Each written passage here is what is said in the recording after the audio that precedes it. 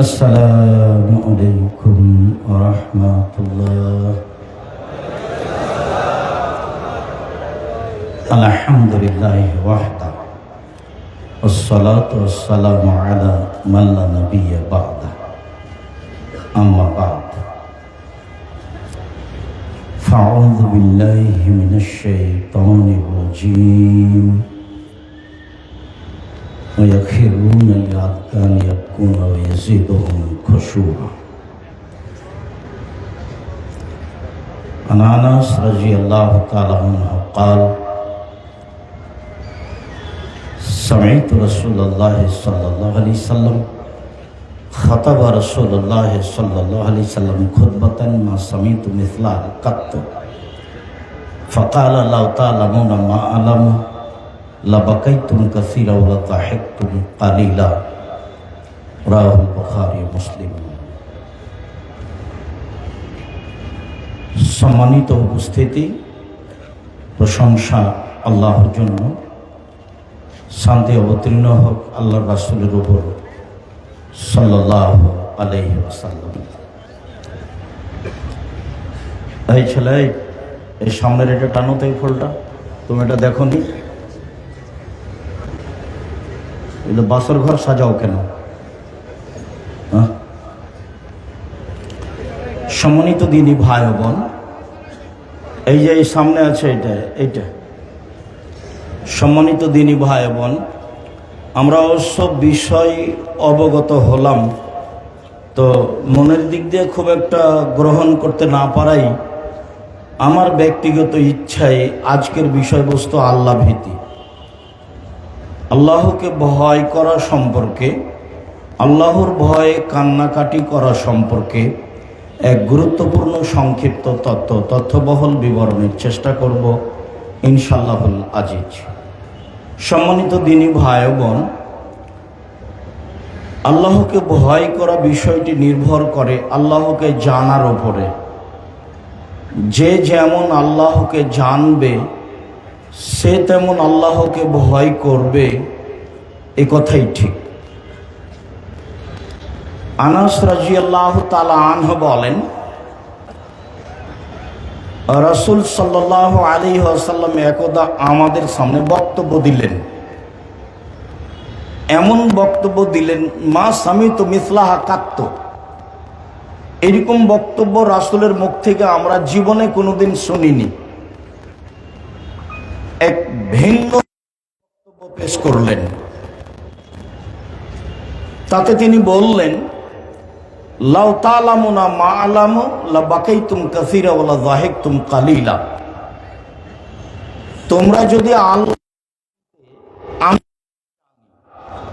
তোমরা যদি আল্লাহকে চিনতে আমি যেমন চিনি, তোমরা যদি আল্লাহকে জানতে আমি যেমন জানি, তোমরা যদি আল্লাহকে চিনতে লাবাকাইতুম কাসীরা ওয়া লাযাহিকতুম কালীলা, তাহলে তোমরা বেশি বেশি কাঁদতে, কম কম হাসতে। হাদিস তো বুখারী মুসলিম। তো আমাদের তো জীবন আনন্দের সাথে আর বিরোধিতা আর গালিমন্দর সাথে। যারা আলেম ওলামা তারাও তো আলহামদুলিল্লাহ বেশ সময় আসলে সুন্দর করে মন ভরে বলে নেন। তা আসলে এই কি আমরা আল্লাহকে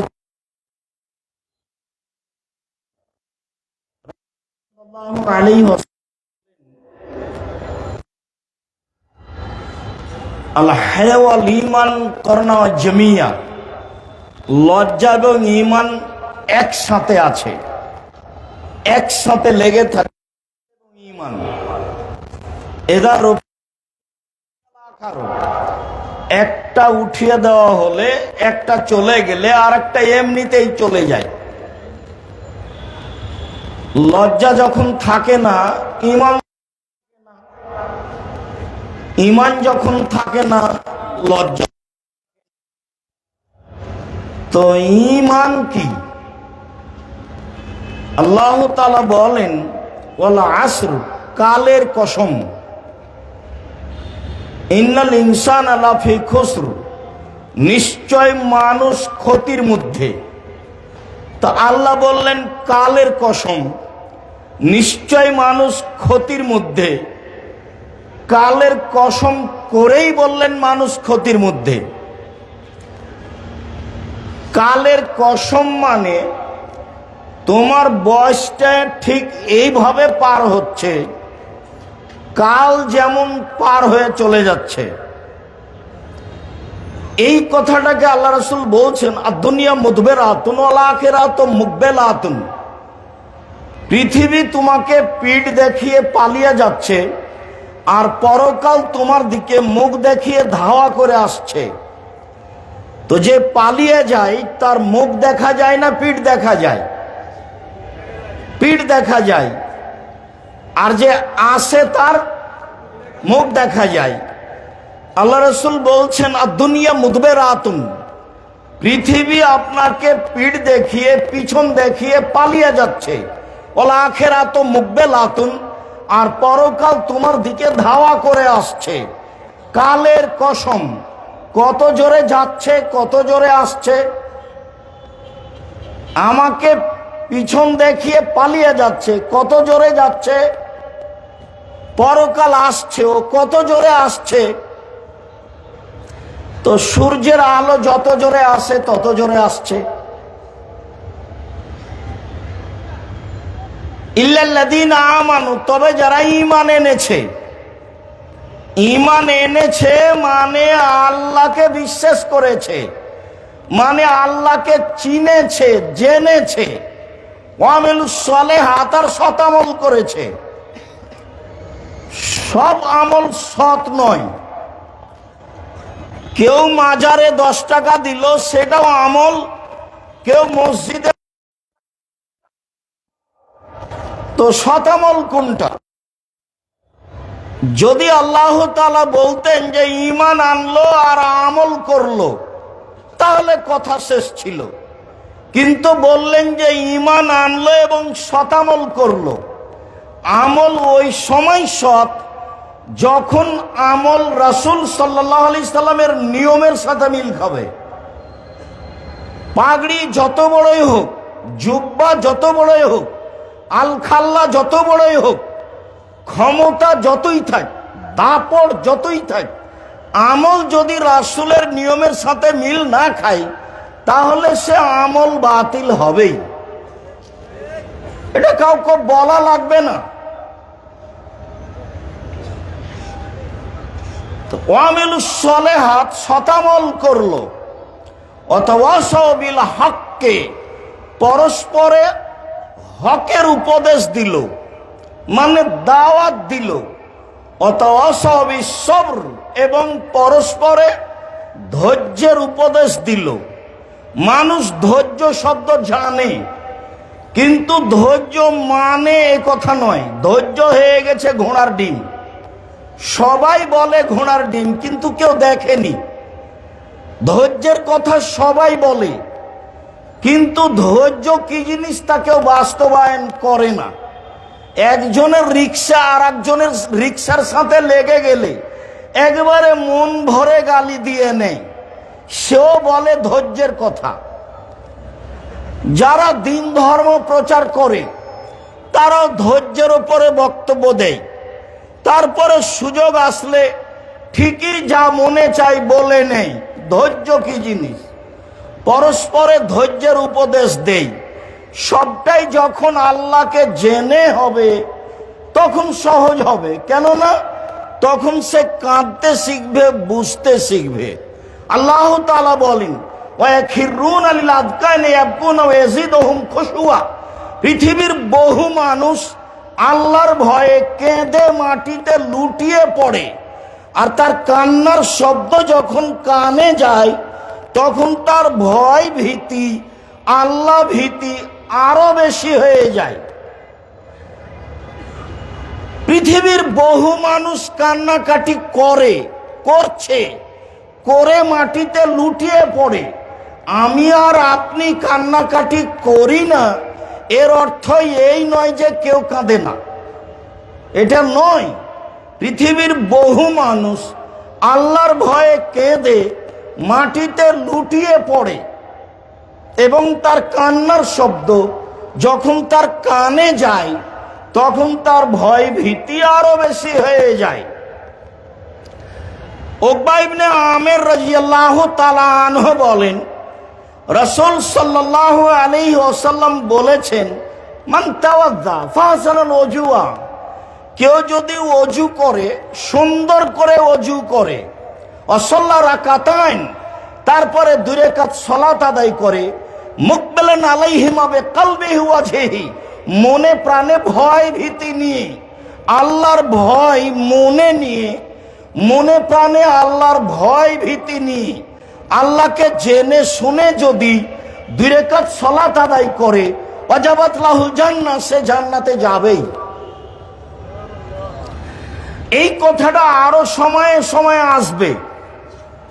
আল্লাহকে জেনে বুঝে কান্নাকাটি করা, এর ফল কি?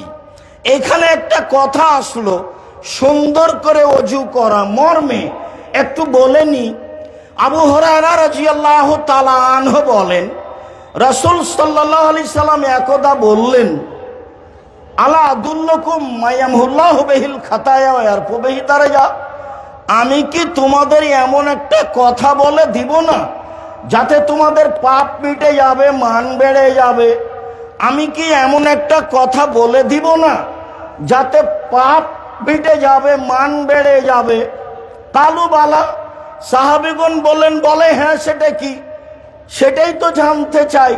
পাপ মিটে যাবে, মান বেড়ে যাবে, তো ভালো কথাই তো হলো, বলেন সেটা কি? রাসূল সাল্লাল্লাহু আলাইহি সাল্লাম বললেন, শোনো, ইসবাগুল ওযু, সুন্দর করে ওযু করলে পাপ মিটে যাবে, মান বেড়ে যাবে। ও মাশিয়াল আকদাম, পায়ে হেঁটে মসজিদে গেলে পাপ মিটে যাবে, মান বেড়ে যাবে। ওয়াইনতিজারু সালাত বাদা সালাত, সালাতের পরে আবার সালাত আদায় করব এমন আশা পোষণ করে অপেক্ষা করলে পাপ মিটে যাবে, মান বেড়ে যাবে। অত্র বুখারী মুসলিমের হাদিসে 3টে কাজে পাপ মিটে যায়, মান বেড়ে যায়, তা প্রমাণ হলো: 1, সুন্দর করে ওযু করলে; 2, পায়ে হেঁটে মসজিদে গেলে; 3, সালাতের পরে সালাতের অপেক্ষা করলে। অনুরূপী আরেকটি হাদিস, আব্দুল্লাহ ইবনে আব্বাস রাদিয়াল্লাহু তাআলা আনহু বলেন, রাসূল সাল্লাল্লাহু আলাইহি ওয়াসাল্লাম বলেছেন, আল্লাহ তাআলা বলেন, মুহাম্মদ হাল তাদরি ফিমা ইয়াক্তাসিবুল মালাউল আলা, মুহাম্মদ আপনি কি বলতে পারেন উপরে কি নিয়ে হইচই হচ্ছে?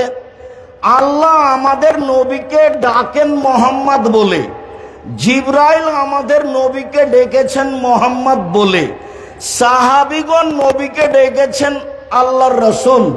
আল্লাহ রাসূল যাবেন, আল্লাহ রাসূল করবেন, আল্লাহ রাসূল খাবেন, আল্লাহ রাসূল আমাকে বললেন। সাহাবীগণ বলেছেন আল্লাহর রাসূল, আর আল্লাহ বলেছেন মুহাম্মদ, জিবরাইল ডেকেছেন মুহাম্মদ। আর ভারত, বাংলাদেশ, পাকিস্তানের লোকেরা বলে হুজুরে পাক সাল্লাল্লাহু আলাইহি সাল্লাম বলেছে। হুজুরে পাক ধর্ম সৌদি আরব থেকে বের হয়ে ইরাকে গেছে, ইরাক থেকে বের হয়ে ইরানে গেছে, ইরান থেকে বের হয়ে পাক ভারতে এসেছে, আস্তে আস্তে উল্টে গেছে অনেক অংশেই। যারা এই নিয়ে সমাজে চেষ্টা চালিয়েছে ধর্মের নামে, তারা ছিল সবাই তরিকাপন্থী, চিস্তি, বেদাতি, যার কারণে ধর্মের অনেকাংশই উল্টে গেছে। তারপরে তাদের ক্ষমতা ছিল 750 বছর, ওরা চলে গেল ইংরেজ থেকেছে দাপটে, ওদের সহযোগিতা অমুসলিমেরা ভালোই করেছে, আরো যারা করেছে। বঙ্কিমচন্দ্রের রাজসিংহ প্রমাণ করেছে, ইতিহাসের ইতিহাসটা প্রমাণ করেছে, চেপে রাখা ইতিহাসটা প্রমাণ করেছে কারা কি করেছে। ওরা চলে গেলে, ওদের সময় ছিল 190 বছর, ওরা চলে গেলে এই দেশের উপরে ক্ষমতা যারা প্রয়োগ করেছিল তারা ছিল শিয়াপন্থী, যার কারণে হক অনেক দূরে থেকে গেছে।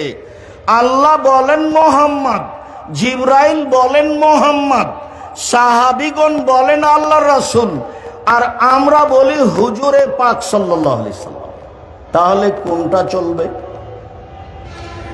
সাহাবীগণেরটা চলবে। জোর করে ধর্ম মানা যায় না।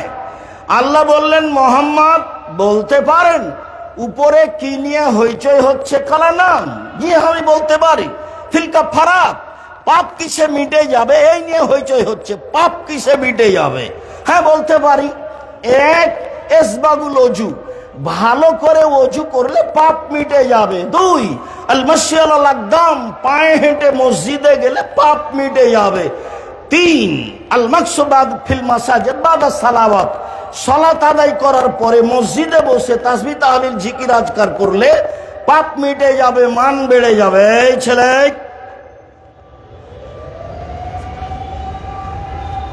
দয়া করে আমাকে কিছুক্ষণ কাজ দেখাবেন না। আমি আপনাকে লক্ষ্য করে এসেছি এবং অনেক দূর থেকে এসেছি। দয়া করে আমাকে কিছু কাজ দেখাবেন না। আল্লাহ রাসূল এক গাধার উপরে উঠে আছেন আর পিছনে আছেন মুআয ইবনে জাবাল। তো গাধা ছোট প্রাণী, কত দূরাদূরি আছে, একেবারেই কাছাকাছি নয়, গায়ের সাথে লেগেই আছে। তো আল্লাহ রাসূল বলছেন মুআয, তো মুআয রাদিয়াল্লাহু তাআলা বলছেন লাবায়ক সাদায়ক, জি প্রস্তুত, বলেন কি বলছেন। তো আল্লাহ রাসূল বলছেন মুআয, তো মুআয রাদিয়াল্লাহু তাআলা বলছেন লাবায়ক সাদায়ক, জি প্রস্তুত, বলেন কি বলছেন। আল্লাহ রাসূল বলছেন মুআয, তো মুআয বলছেন লাবায়ক সাদায়ক, জি বলেন প্রস্তুত, কি বলছেন। আল্লাহ রাসূল এইভাবে বলছেন কেন, কথা কেন বলছেন না? কি সেটা? মুআযকে ডেকে কি বলবেন? মুআযকে যেটা, সেটা যেন মুআয রাদিয়াল্লাহু তাআলার ভুল না হয়, শুনতে যেন ঘাটতি না থাকে, তাই প্রস্তুত করলেন। তো আল্লাহর নবী একটা কথা বলবেন, সেই জন্য সাহাবীকে প্রস্তুত করছেন এইভাবে, আর আমি রাসূলের কথাই অনুবাদ করছি, আর আপনি আমাকে প্রয়োজন দেখাচ্ছেন, আমি এটা মেনে নেব আপনি মনে করলেন? বলে হিসাব, এই হিসাব ত্যাগ করবেন। আপনার জন্য আমি এসেছি। এখানে আসার পিছনে আমার তেমন কোনো স্বার্থ নেই যে দয়া করে আপনি আমাকে কোনো কাজ দেখাবেন না। আচ্ছা, এখানে একটু কথাটা বলে নি, আবার ফিরে আসছি। হ্যাঁ প্রস্তুত, বলেন। তো আল্লাহ রাসূল বললেন মুআয বলতে পারো আল্লাহর কাছে আমরা কি পাই আর আল্লাহ আমাদের কাছে কি পান, পরস্পর পাওনাটা কি? আমরা কি পাই, তিনি কি পান, আমরা কি পাই, তিনি কি পান। তো মুআয রাদিয়াল্লাহু তাআলা বলছেন আমি জানি না, আল্লাহ এবং আল্লাহ রাসূল ভালো জানেন, এটা আমি বলতে পারছি না। তখন রাসূল সাল্লাল্লাহু আলাইহি সাল্লাম বলছেন যে মুআয শোনো, আল্লাহ আমার পান যে আমরা যেন তার শিরক না করি, এটাই তার পাওনা। আমাদের শিরক করা হবে না, এটাই হলো তার পাওনা। আর আমরা তার কাছে পাই যে তিনি আমাদের শাস্তি দিবেন না, উনি আমাদের পাবেন না। তাহলে তারটা আগে না আমাদেরটা আগে? তারটা আগে। শিরক না করলেই তিনি আমাদের শাস্তি দিবেন না। তাই তো রাসূল সাল্লাল্লাহু আলাইহি সাল্লাম বলেছেন মান মাতা লা ইশরিক বিল্লাহ ফাদাখালাল জান্নাহ, কেউ যদি শিরক ছাড়াই মারা যায় তাহলে জান্নাতে চলে গেছে। ওমান মাত্র ইশরিক বিল্লাহ ফাদাখালান নার, কেউ যদি শিরক করে মারা যায় তাহলে জাহান্নামে চলে গেছে। যার কারণে রাসূল সাল্লাল্লাহু আলাইহি সাল্লাম বলেছেন লাক্কানু মাউতাকুম লা ইলাহা ইল্লাল্লাহ, তোমাদের মমর্ষ ব্যক্তির পাশে যান যায় যায় মরে মরে, যান যায় যায় মরে মরে, এমন লোকের পাশে বলো লা ইলাহা ইল্লাল্লাহ। কোরআন মাজিদ পড়ে কোনো লাভ নেই, সূরা ইয়াসিন পড়ে কোনো লাভ নেই, প্রমাণে হাদিস জাল বা জয়ীফ নিতান্তই। কোরআন মাজিদ পড়ার কথা নয়। আল্লাহ রাসূল বলেছেন যান যায় যায় পাশে লা ইলাহা ইল্লাল্লাহ বলো। কেন? আল্লাহ নবী বলেছেন মান কানা আখিরু কালামিহি লা ইলাহা ইল্লাল্লাহ ফাদাখালাল জান্নাহ, কারো যদি শেষ বাক্য লা ইলাহা ইল্লাল্লাহ হয় তাহলে সে জান্নাতে চলে গেছে। অতএব মানুষের শেষ জীবনে যেন লা ইলাহা ইল্লাল্লাহ হয়, এইটা তোমরা চেষ্টা করো, পাশে বলো লা ইলাহা ইল্লাল্লাহ, তাকে তালকিন দাও। এই বিষয়ে আরেকটু বলি। আবু যার গেফারি রাদিয়াল্লাহু তাআলা আনহু বলেন, একদা আমি আল্লাহ রাসূলের নিকটে আসলাম, দেখি তিনি ঘুমিয়ে। আমি চলে গেলাম, আবার আসলাম, দেখি তিনি জেগে। আমাকে দেখে বলছেন, মুআয শোনো, মান কালা লা ইলাহা ইল্লাল্লাহ মুখলিসান বিকালবিহি দাখালাল জান্নাহ, কেউ যদি খালেস অন্তরে লা ইলাহা ইল্লাল্লাহ বলে তাহলে সে জান্নাতে চলে গেছে। এইটুকু বলতেই আবু যার গেফারি রাদিয়াল্লাহু আনহু বলছেন, ওয়াইন জানা ওয়াইন শারাকা, চুরি করলেও যাবে, জেনা করলেও যাবে। তখন আল্লাহ রাসূল বলছেন, ওয়াইন জানা ওয়াইন শারাকা, চুরি করলেও যাবে, জেনা করলেও যাবে। তখন আবু যার গেফারি বলেন, চুরি করলেও যাবে, জেনা করলেও যাবে। আল্লাহ রাসূল বলছেন, চুরি করলেও যাবে, জেনা করলেও যাবে। আবার আবু যার গেফারি রাদিয়াল্লাহু আনহু বলছেন, চুরি করলেও যাবে, জেনা করলেও যাবে। তখন আল্লাহ রাসূল বলছেন, আবু যার গেফারি, তোমার নাকটা মাটিতে মিশে যাক, আমি বলছি যাবে, তুমি এভাবে বলছো কেন? তোমার নাকটা মাটিতে মিশে যাক। এটা বুখারী মুসলিমের হাদিস। আর একটা বুখারী মুসলিমের হাদিস পড়ি, তারপরে এখানে একটা কথা আছে সেটা বলবো। আবু হুরায়রা রাদিয়াল্লাহু তাআলা আনহু বলেন, একদা আল্লাহ রাসূল আমাদের মধ্য থেকে উঠে বাগানের দিকে যেতে লাগলেন, তো আমিও পিছে পিছে যাচ্ছি। একবার তিনি ঘুরে দেখে বলছেন, আবু হুরায়রা? আমি বললাম জি। তো আল্লাহ রাসূল হাঁটতে লাগলেন, আমিও হাঁটতে লাগলাম। বাগানে যে ভিতরে যেতে যেতে কিছু দূর যাওয়ার পরে আমাকে বলছেন, তুমি এখানে থামো, তুমি এখানে বসো। তারপর তিনি যেতে লাগলেন। তো দেরি হয়ে গেল, বুঝতে পারি না আসছেন না কেন, কোথায়, কি ব্যাপার, কোনো সমস্যা নাকি। তারপর দেখছি ওই যে আসছেন, ওই যে আসছেন।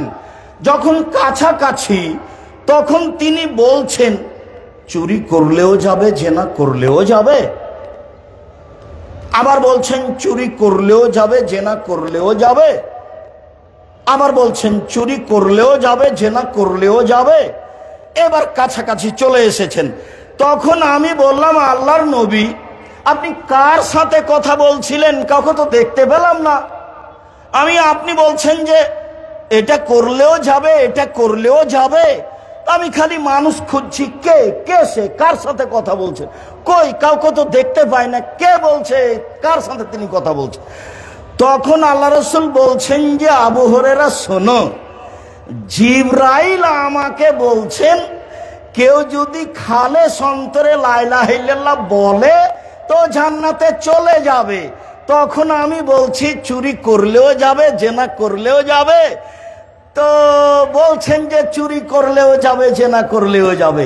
যেহেতু এখন জিবরাইল এবং মুহাম্মদ সাল্লাল্লাহু আলাইহি সাল্লামের মাঝে কথা হচ্ছে, এই জন্য আবু হুরায়রা রাদিয়াল্লাহু তাআলা জিবরাইলকে দেখতে পাচ্ছেন না। হাদিস বুখারী মুসলিম। জিবরাইলকে মানুষ দেখতে পাবে না। আল্লাহ নবী বলছেন, আয়েশা, এই যে জিবরাইল তোমাকে সালাম দিল। তা আয়েশা রাদিয়াল্লাহু তাআলা আনহা বলছেন, ওয়া আলাইহিস সালাম ওয়া রাহমাতুল্লাহ, তার উপরও সালাম, তার উপরে রহমত শান্তি। তো আপনি তো দেখতে পান, আমরা তো দেখতে পাই না। আপনি বলছেন এই যে জিবরাইল তোমাকে সালাম দিল, তো আমি সালামের উত্তর দিলাম, আমি তো জিবরাইলকে দেখতে পাই না। আয়েশা রাদিয়াল্লাহু তাআলা আনহা বলেন, এক বিছানে তিনজন, আমি, জিবরাইল আর আল্লাহ রাসূল। তো আল্লাহ রাসূল জিবরাইলকে বুঝতে পারেন, দেখতে পান, আমি তো দেখতে পাই না। এখন তিনি বারবার বলছেন, চুরি করলেও যাবে, জেনা করলেও যাবে। তো বলছেন তো তিনি জিবরাইলের সাথে কথা, আমি কি দিয়ে দেখতে পাবো? এটাও বুখারী মুসলিমের হাদিস। আগে ছিল জুবায়ের এবং আল্লাহ রাসূল, আর এখন হলেন আল্লাহ রাসূল এবং জিবরাইল। মনে হয় কথা স্পষ্ট হয়েছে। এখানে যে কথাটা আমি বলতে চেয়েছি সেটা হলো এই, যে আরো যে বড় বড় পাপ আছে সেইগুলো আবু যার গেফারি রাদিয়াল্লাহু তাআলা আনহু বলছেন না কেন? শিরক সবচেয়ে বড় পাপ। বাপ মাকে অমান্য করা পৃথিবীর দ্বিতীয় মহাপাপ। মিথ্যে সাক্ষী পৃথিবীর তৃতীয় মহাপাপ। চট্টগ্রাম জেলে বহু মানুষ 20-30 বছর থেকে আছে, ও নিজেও জানে না আমি কেন জেলে, জজও জানে না ঘটনা কি, উকিলও জানে না ঘটনা কি, যে সাজিয়েছে শুধু সেই জানে। সাক্ষী তো জানে না, টাকা দিতে চেয়েছে তাই সাক্ষী দিয়েছে, ওরও জানা নাই। সাক্ষী বলছে আমি 2 চোখে মারতে দেখেছি, যার কথা বলছে 2 চোখে মারতে দেখেছি সে সেদিন রংপুরে ছিল, চট্টগ্রামে ছিল না, তারপরে বলছে যে 2 চোখে মারতে দেখেছি, তার নাম সাক্ষী না। বসো। সম্মানিত দিনী ভাই বোন, বলছিলাম যে বড় বড় পাপগুলি উল্লেখ হলো না কেন? এই জন্য যে এই 2টা পাপে সামাজিক যত অপমান আছে আর কোনো পাপে সামাজিক তত অপমান নেই। চোরও যদি ধরা পড়ে আর একজন চোর তাকে মারে, জেনা করার পরে যদি মানুষ ধরা পড়ে তো আর একজন জেনাকার তাকে গালি দেয়। এই 2টা পাপ সমাজে খুব ঘৃণিত, যার কারণে বারবার উল্লেখ হচ্ছে। বলছিলাম আল্লাহ ভীতি, মহান আল্লাহ আমাদের নবীকে বলেন, বলছিলাম রাসূল সাল্লাল্লাহু আলাইহি সাল্লাম বললেন যে সুন্দর করে ওযু করলে, পায়ে হেঁটে মসজিদে গেলে, সালাতের পরে জিকির করলে পাপ মিটে যায়, মান বেড়ে যায়।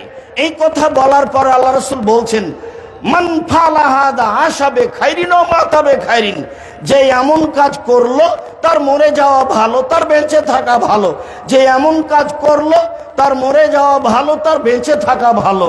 এই কথা বলার পর আল্লাহ রাসূল বলছেন ওয়াকানা মিন খাতিয়াতিহি কায়ামিন ওয়াদালাওয়ালাদাত উম্মুহু, এরপরে লোকটা হয়ে যায় সেই দিনের মতো যেদিন তার মা তাকে জন্ম দিয়েছে। লোকটি নিষ্পাপ হয়ে যায়। সুন্দর করে ওযু করলে, পায়ে হেঁটে মসজিদে গেলে, মসজিদে বসে বসে জিকির আজকার করলে লোকটা হয়ে যায় সেই দিনের মতো যেদিন তার মা তাকে জন্ম দিয়েছে, নিষ্পাপ হয়ে যায়। 1 2 হজ কবুল হলেও নিষ্পাপ হয়ে যায়। 3 অসুস্থ হওয়ার পরেও যদি কেউ বলে আলহামদুলিল্লাহ, তাহলে লোকটা হয়ে যায় সেদিনের মতো যেদিন তার মাতাকে জন্ম দিয়েছে। মর্মে রাসূল সাল্লাল্লাহু আলাইহি সাল্লাম বলেন কারো যদি গায়ে জ্বর আসে, জ্বর হয়, তাহলে তার পাপ ঝরে যায়।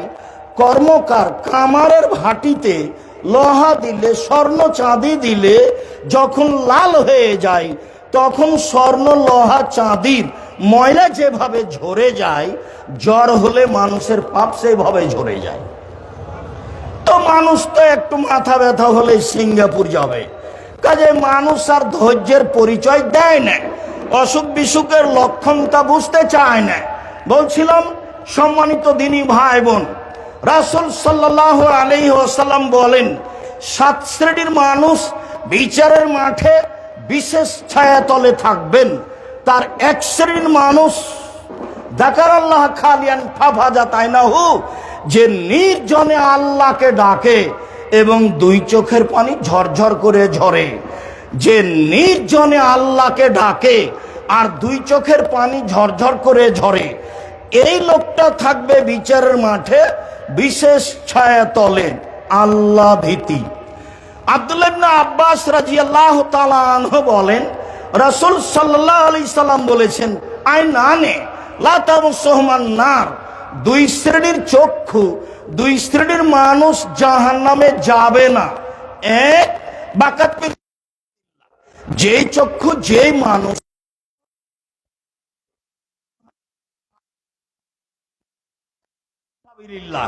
যেই চক্ষু যেই মানুষ আল্লাহ রাস্তায় পাহারা দিন ধর্মের কাজে লেগে থাকে, ও জাহান্নামে যাবে না। আবু হুরায়রা রাদিয়াল্লাহু তাআলা আনহু বলেন রাসূল সাল্লাল্লাহু আলাইহি সাল্লাম বলেছেন লাইয়ালাজান নারা রাজুলুন বাকামিন খাশিয়াতিল্লাহ হাত্তা ইয়ালাদাল লাবানু ফি দরে, গাভীর বাট ওলান থেকে চাপ দিয়ে দুধ বের করে ভিতরে ঢোকানো যায় না, যেমন আল্লাহর ভয়ে কাঁদে যে সে জাহান্নামে যাবে না তেমন। আবার বলি, গাভীর বাট বান থেকে ওলান থেকে চাপ দিয়ে দুধ বের করে ভিতরে ঢোকানো যায় না যেমন, এইটা যেমন অসম্ভব, আল্লাহর ভয়ে কাঁদে যে তার জাহান্নামে যাওয়া তেমনি অসম্ভব। মুআবিয়া ইবনে হাওদা রাদিয়াল্লাহু তাআলা আনহু বলেন, রাসূল সাল্লাল্লাহু আলাইহি সাল্লাম বলেছেন, সালাসু উয়ুনিন লা তারাহুমান নার, তিন শ্রেণীর চক্ষু জাহান্নাম দেখবে না। তিন শ্রেণীর মানুষ জান্নাতে যাবেই, তিন শ্রেণীর মানুষ জান্নাতে যাবেই। এক, বাকাত মিন খাসিয়াতিল্লাহ, ওই চক্ষু ওই মানুষ যে আল্লাহর ভয়ে কাঁদে। দুই, হারাসাত ফি সাবিলিল্লাহ, ওই চক্ষু ওই মানুষ যে আল্লাহ রাস্তায় পাহারা দেয়। তিন, গাজাতান মাহারেমিল্লাহ, ওই চক্ষু যে বেগানা নারী অপর নারীকে দেখে চক্ষু নিচু করে, অপর নারীকে দেখে চক্ষু নিচু করে যে সে জান্নাতে যাবে। এই কথা মুহাম্মদ সাল্লাল্লাহু আলাইহি সাল্লাম বলেন। তিনি বলেন, পৃথিবীর মানুষ শুনে রেখো। জাবের রাদিয়াল্লাহু তাআলা আনহু বলেন, আল্লাহর নবীকে তিনি বললেন, আল্লাহ রাসূল, কোন মহিলার ওপরে যদি হঠাৎ চোখ পড়ে যায় তাহলে কি করব? আল্লাহর নবী, কোন মহিলার ওপরে যদি হঠাৎ চক্ষু পড়ে যায় তাহলে কি করব? তখন আল্লাহ রাসূল ফামারানি, আমাকে আদেশ করলেন, আন আসরেফা বাসারি, আমি আমার মুখটা ফিরিয়ে নিব, মুখটা ঘুরিয়ে নিব। তাহলে যদি সত্য সত্যই বাড়িতে আপনি টিভিতে খবর শোনেন, তো যখন খবর টিভিতে চলবে তখন আপনাকে এভাবে বসে থাকতে হবে। আপনি একটা রং মাখানো মহিলার মুখের ওপরে তাকিয়ে খবর শুনবেন, তখনও আপনার ইমান কাজ করে। ধর্ম কি পাগল হয়ে গেছে? ধর্ম কি রাজশাহী চাঁপাইনবাবগঞ্জের হাওয়াই লাড্ডু? दोनों हाथ में लड्डू है, जो चाहे उसको खा ले, जो चाहे उसको छोड़ दे। ভুল হিসাব। তাকওয়া, তাকওয়াই আপনার পাপকে ঠেকাতে পারে, ঈমানই আপনার পাপকে ঠেকাতে পারে। ঈমান যত বেশি পাপ তত কম, ঈমান যত কম পাপ তত বেশি। তাহাজ্জুদ পড়লেও জেনা হবে, ঈমান কম। এই জন্য বোরকা পরে যদি, হাত মোজা পরে যদি, পা মোজা পরে যদি, চশমা লাগিয়ে রাস্তায় চলে যদি, তবুও তার যদি ঈমান কম হয় তাহলে সে এত পর্দার ভিতরে থেকেও জেনার গল্প করবে। শুনুন, ঈমান দিয়েই পাপ ঠেকানো যায়। সম্মানিত দ্বীনি ভাই বোন, রাসূল সাল্লাল্লাহু আলাইহি সাল্লাম বললেন, পৃথিবীর মানুষ মনে রেখো, 6টা কাজ করলে আমি তোমাদেরকে জান্নাতে নিয়ে যাব। কিভাবে নিয়ে যাব সেটা আমার ব্যাপার। 6টার একটা হলো এই, তুমি যদি চক্ষু নিচু করতে পারো তাহলে আমি তোমাকে জান্নাতে নিয়ে যাওয়ার জন্য জিম্মেদারি নিলাম। 3 শ্রেণীর মানুষ জান্নাতে যাবে। তার এক শ্রেণীর মানুষ হচ্ছে যারা চক্ষু নিচু করে চলে, তারা জান্নাতে যাবে। এই কথা মুহাম্মদ সাল্লাল্লাহু আলাইহি সাল্লাম বলেন। সম্মানিত দ্বীনি ভাই বোন, এইখানে আর একটা হাদিস বলে রাখি। আল্লাহ রাসূল বললেন, 3টে বিপদ নেমে আসবে 3টে পাপের কারণে। 3টে বিপদ নেমে আসবে 3টে পাপের কারণে। 3টে বিপদ নেমে আসবে 3টে পাপের কারণে। 1, ভূমিকম্প হবে। 2, আকার আকৃতি পরিবর্তন হবে। সন্ধ্যায় ছিল মানুষ, সকালে হবে সৌর শুকুর। 3, সমস্যা নেমে আসবে।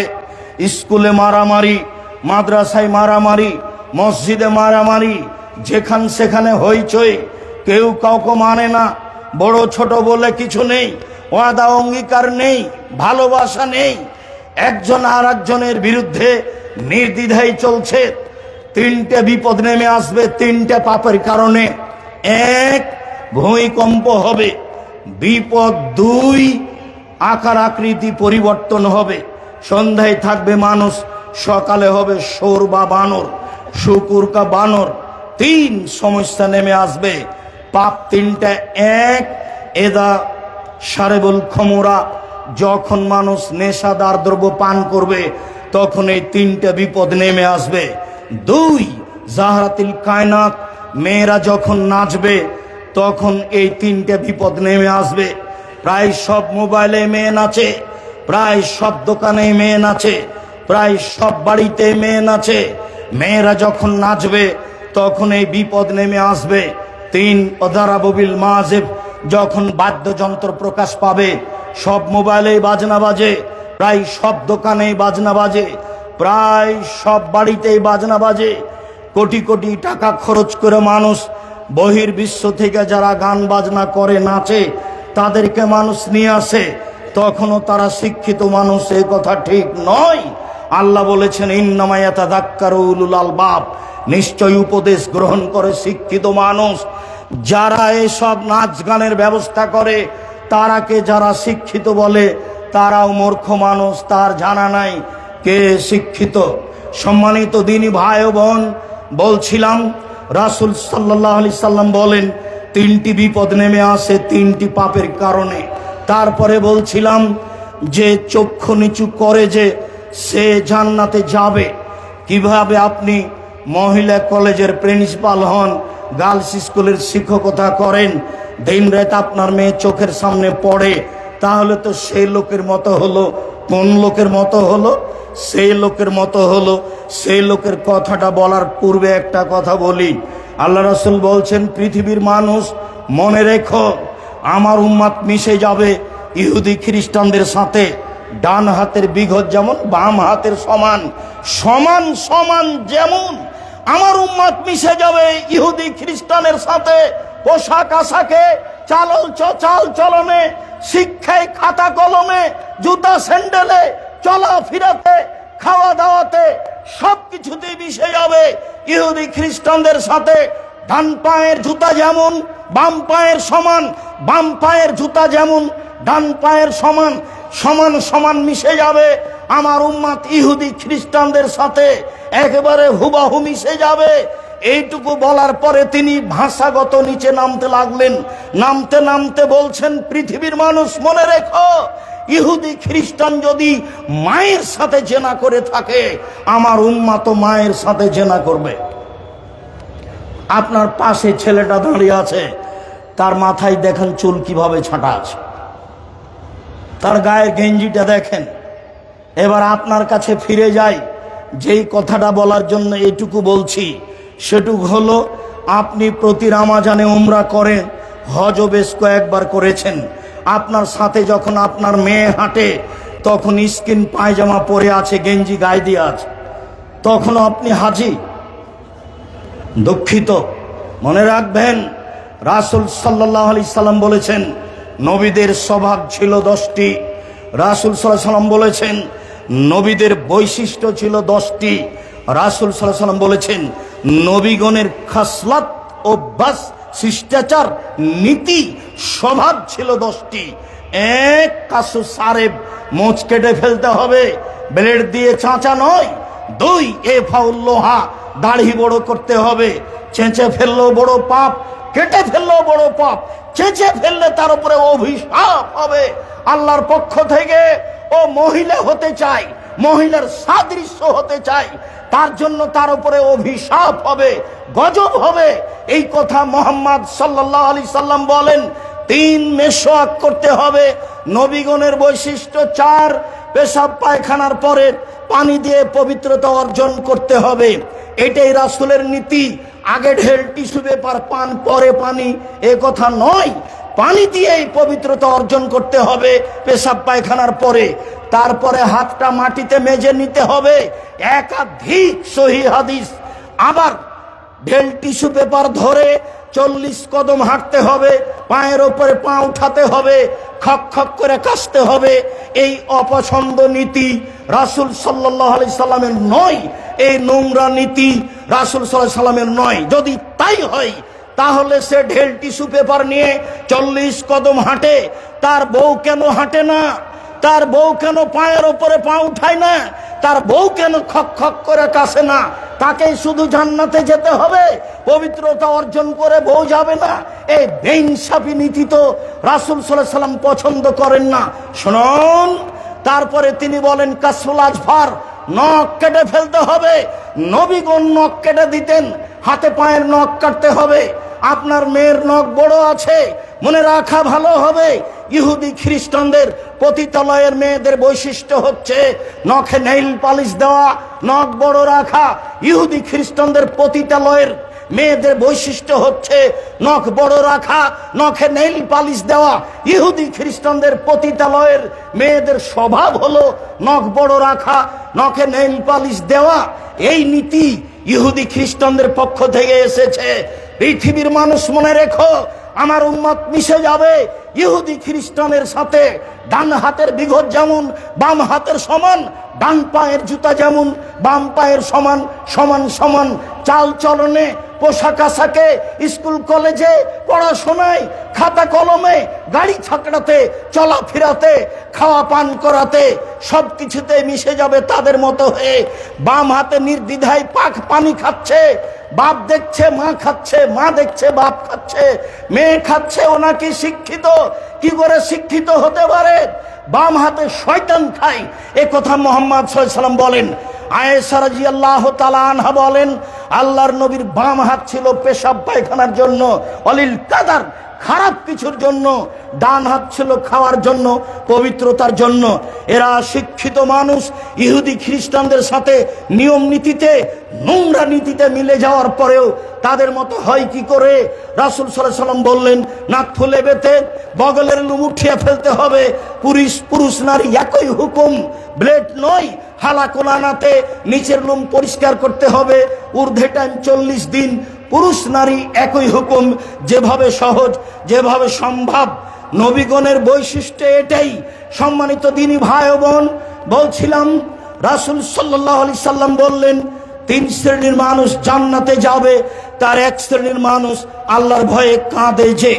আবু হুরায়রা রাদিয়াল্লাহু তাআলা আনহু বলেন, রাসূল সাল্লাল্লাহু আলাইহি সাল্লাম বলেছেন, লাইসা শাইউন আহাব্বা ইনদাল্লাহি মিন কাতরাতাইনি ওয়া ফারাইনি। 2টি বিন্দু ফোঁটা আল্লাহর কাছে যত প্রিয়, 2টি দাগ চিহ্ন আল্লাহর কাছে যত প্রিয়, পৃথিবীর কোনো কিছু আল্লাহর কাছে তত প্রিয় নয়। 1 কাতরাত দমুইন মিন খাসিয়াতিল্লাহ, আল্লাহর ভয়ে 1 ফোঁটা চোখের পানি আল্লাহর কাছে যত প্রিয়, পৃথিবীর কোনো কিছু আল্লাহর কাছে তত প্রিয় নয়। হজ বড় ইবাদত, এ কথাই ঠিক। হজ কবুল হলে মানুষ হয়ে যায় সেই দিনের মতো যেদিন তার মা তাকে জন্ম দিয়েছে, নিষ্পাপ হয়ে যায়। এরপরেও এই ইবাদতটি আল্লাহর কাছে অত প্রিয় নয়। 1 ফোঁটা চোখের পানি আল্লাহর ভয়ে আল্লাহর কাছে যত প্রিয়। এরপরে আল্লাহ রাসূল বললেন যে 1 ফোঁটা গায়ের রক্ত যুদ্ধে নেমে গিয়ে কেটে গেছে, ফেটে গেছে, এই রক্ত আল্লাহর কাছে যত প্রিয়, পৃথিবীর কোনো কিছু আল্লাহর কাছে তত প্রিয় নয়। 3 যুদ্ধে নেমে কেটে যাওয়া দাগ, ফেটে যাওয়া দাগ, এই দাগ আল্লাহর কাছে যত প্রিয়, পৃথিবীর কোনো কিছু আল্লাহর কাছে তত প্রিয় নয়। 4 আসারুন ফারিজিন মিন ফারাইজিল্লাহ, আল্লাহর বিধান পালন করতে, সালাত আদায় করতে, ইবাদত তাসবিহ তাহলিল করতে, কপালের দাগ, হাঁটুর দাগ, টাকনোর দাগ, এই দাগ আল্লাহর কাছে যত প্রিয়, পৃথিবীর কোনো কিছু আল্লাহর কাছে তত প্রিয় নয়। সম্মানিত দিনী ভাই বোন, সিরিয়ালে 1 নম্বরে যেটা আছে সেটাই সহজ, বাকি একটাও সহজ নয়। 2 আল্লাহর রাস্তায় 1 ফোঁটা গায়ের রক্ত। 3 আল্লাহর রাস্তায় নেমে গিয়ে ফেটে যাওয়া, কেটে যাওয়া দাগ। 4 ইবাদত করতে করতে হাতে পায়ের টাকনোর, কপালের দাগ। এটা তো আপনার হাতে নয়, একদিনে করা যায় না। 1 নম্বরে যেটা আছে সেটা সহজ, এখনই সহজ। রাসূল সাল্লাল্লাহু আলাইহি সাল্লাম যখন বললেন যে তোমরা যদি আল্লাহকে জানতে আমি যেমন জানি, তোমরা যদি আল্লাহকে চিনতে আমি যেমন চিনি, তাহলে বেশি বেশি কাঁদতে, কম কম কম হাসতে। ফাগাত্তা আসহাবু রাসূলিল্লাহ সাল্লাল্লাহু আলাইহি সাল্লাম রাশাহুম আলাহুম খানিন, তখন সাহাবীগণ কাপড় দিয়ে মাথা ঢেকে নিয়ে কান্নাকাটি করতে লাগলেন। বুখারী মুসলিম। সম্মানিত দিনী ভাই বোন, আপনাকে আমি আল্লাহর ভয় করার জন্য আন্তরিকভাবে অনুরোধ জানাচ্ছি। নির্জনে আল্লাহকে ডেকে আপনার পাপের কথা বলেন। মহান আল্লাহ বলেন, মুহাম্মদ ফাইদা ফারাগতা ফানসাব ওয়া ইলা রাব্বিকা ফারগাব, যখন আপনি দুনিয়াবি কাজ থেকে অবসর হবেন তখন আপনি কঠোর শ্রমে আত্মনিয়োগ করুন। আর আপনি আমাকে যা বলবেন তা বিনয়ের সাথে কান্নাকাটি করে বলুন, বিনয়ের সাথে কান্নাকাটি করে বলুন। আপনার বলার ঢংটা প্রমাণ করবে যে আপনি আল্লাহর দরবারে কেঁদে বলছেন। আপনি বলবেন আসসালামু আলাইকুম রহমতুল্লাহ, আসসালামু আলাইকুম রহমতুল্লাহ, বেহাক্কে লা ইলাহা ইল্লাল্লাহ। তাহলে সেটা কি আসলে কান্নাকাটি করা হলো, না এটা ইবাদতের সাথে মজাক করা হলো? আপনাকে আমি কষ্ট দিতে আসিনি, আপনি আমার দিনী ভাই, আপনি আমার দিনী বোন, আপনাকে কষ্ট দিয়ে আমি কিছু করতে চাইনি। জাতির যদি রাস্তাঘাট করে দিতে না পারি, জাতির যদি স্কুল কলেজ করে দিতে না পারি, জাতিকে চূড়ান্ত সঠিক ধর্ম দিতে পারবো ইনশাআল্লাহ। ধর্মের ব্যাপারে জাতিকে ফাঁকি দিয়ে পরকাল হারাতে রাজি নই। অতএব এটা ইবাদত নয়। আল্লাহর দরবারে কান্নাকাটি বুঝাতে হবে, ভয় ভীতি বুঝাতে হবে, নিজেকে অপরাধী বুঝাতে হবে। তাহলে আপনি অপরাধী এবং পাপকে স্বীকার করেছেন, আল্লাহ তখন মাফ করে দিবেন। ইউনূস আলাইহিস সালাম ভুল করেছিলেন, চলে যাচ্ছিলেন, লটারিতে নাম আসায় তাকে সাগরে ফেলে দেওয়া হলো।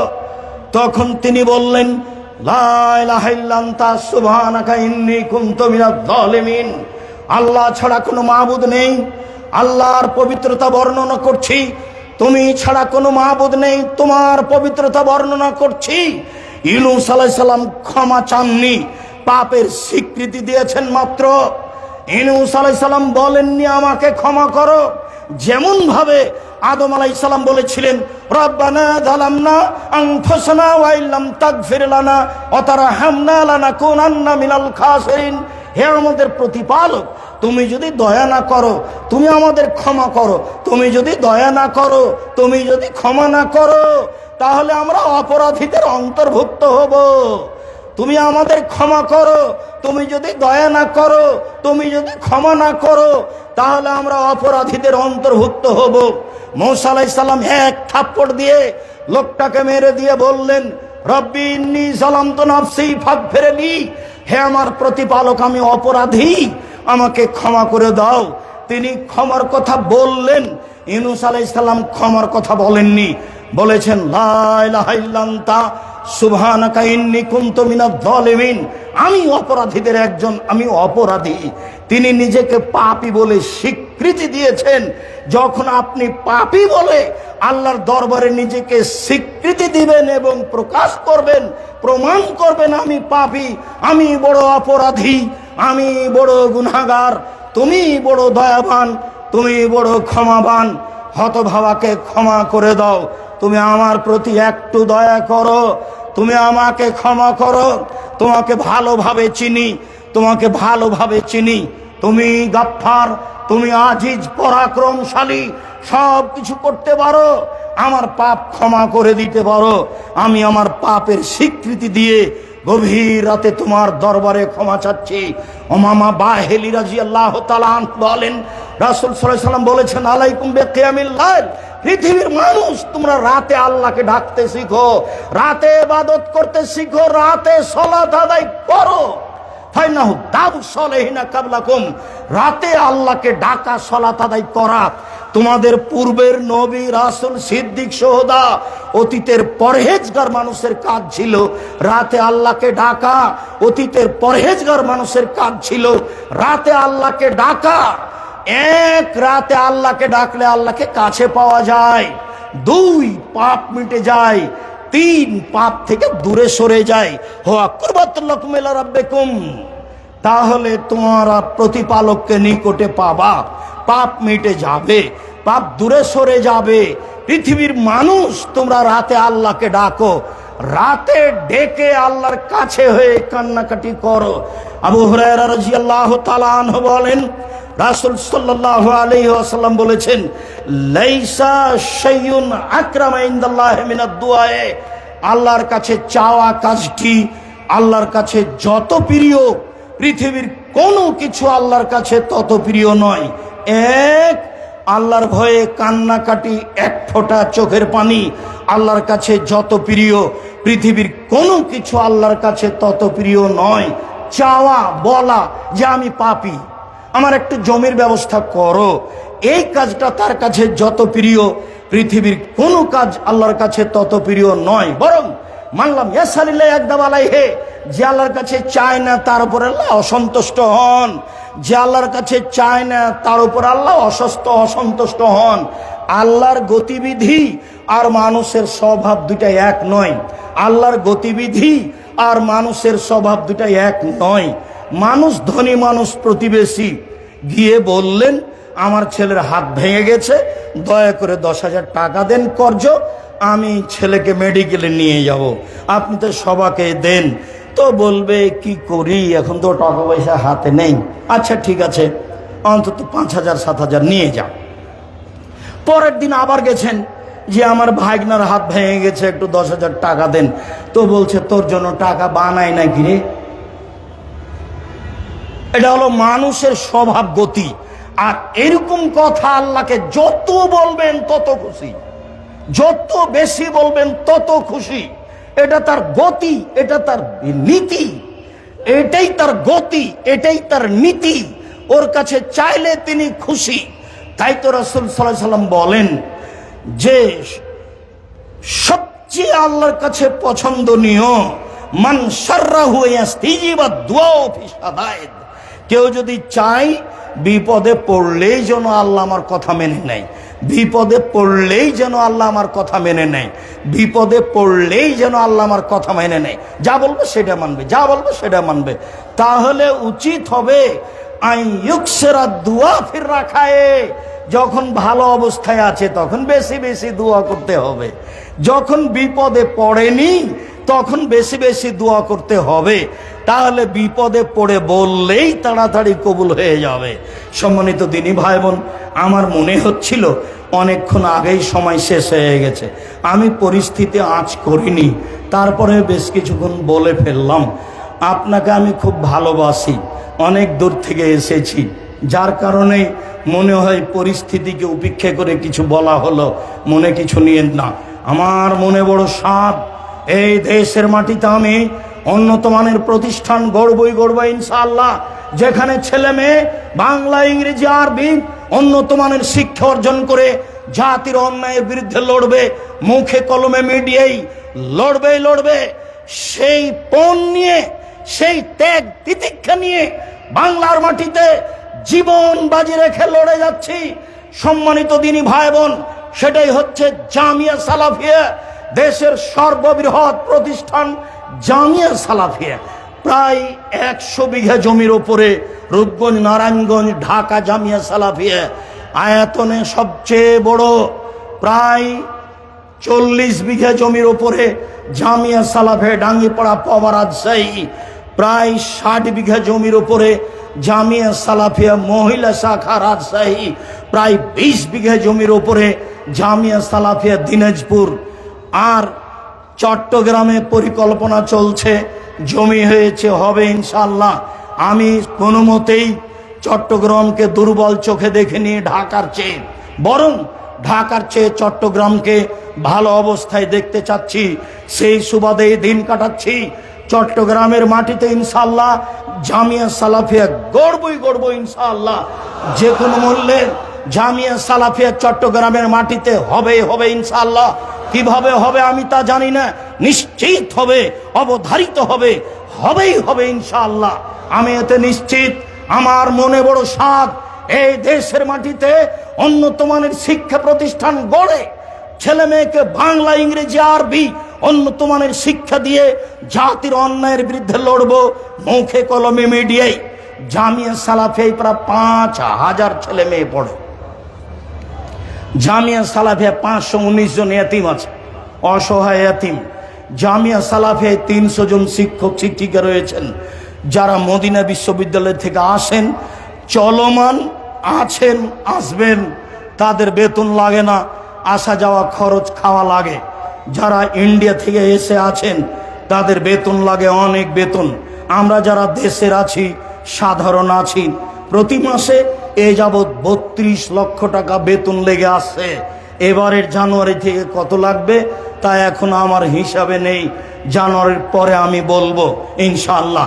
সম্মানিত দিনী ভাই বোন, শিক্ষা গণে শিক্ষা মানে, শিক্ষক গুণে শিক্ষা মানে, আয়তনে এই দেশের বড় প্রতিষ্ঠান জামিয়া সালাফিয়া জীবন বাজি রেখে এই কাজ করে যাচ্ছি।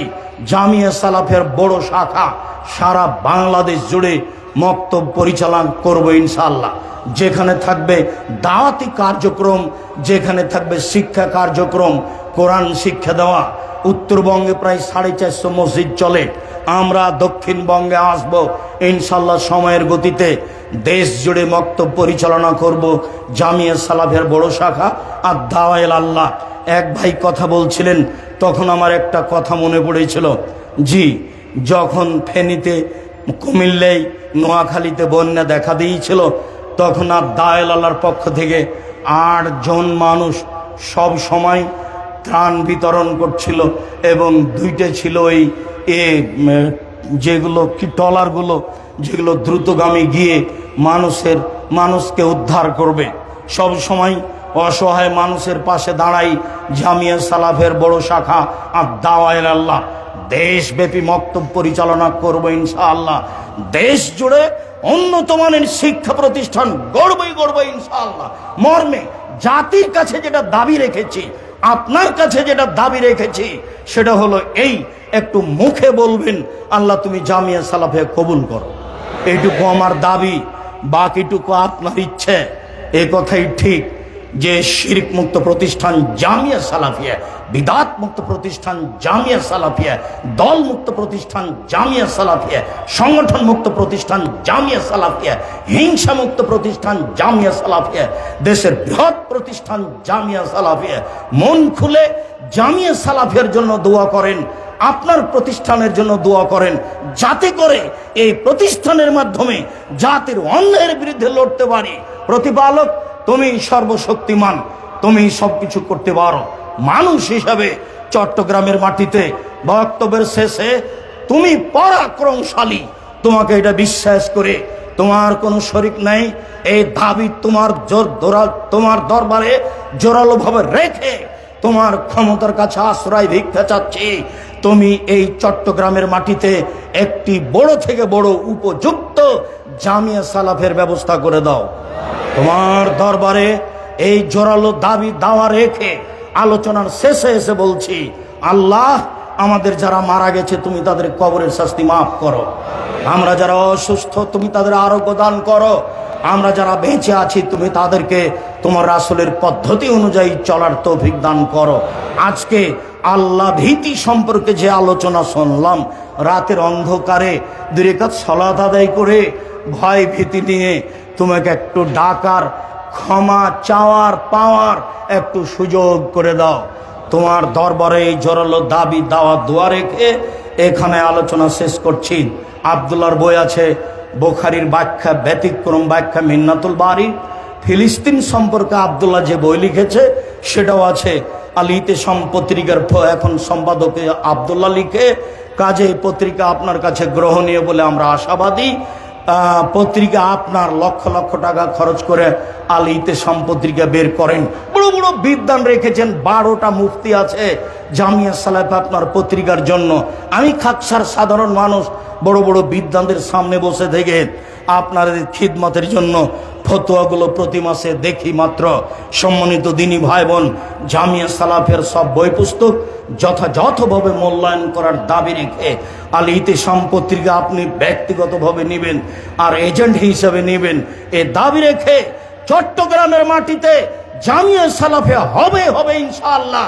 এই জোরালো আল্লাহর কাছে আপনার কাছে দুয়ার দাবি রেখে আজকের মতো কথা এখানে শেষ করলাম। সুবহানাকাল্লাহুম্মা ওয়া বিহামদিকা আশহাদু আল্লা ইলাহা ইল্লা আনতা আস্তাগফিরুকা ওয়া আতুবু ইলাইক। আসসালামু আলাইকুম ওয়া রাহমাতুল্লাহ। জাযাকুমুল্লাহু খাইরান ওয়া আহসানু জাযা। সবাই বসি। আলহামদুলিল্লাহ, আল্লাহ তাআলা শাইখের ইচ্ছাকে কবুল করুন। যারা আমরা এখানে উপস্থিত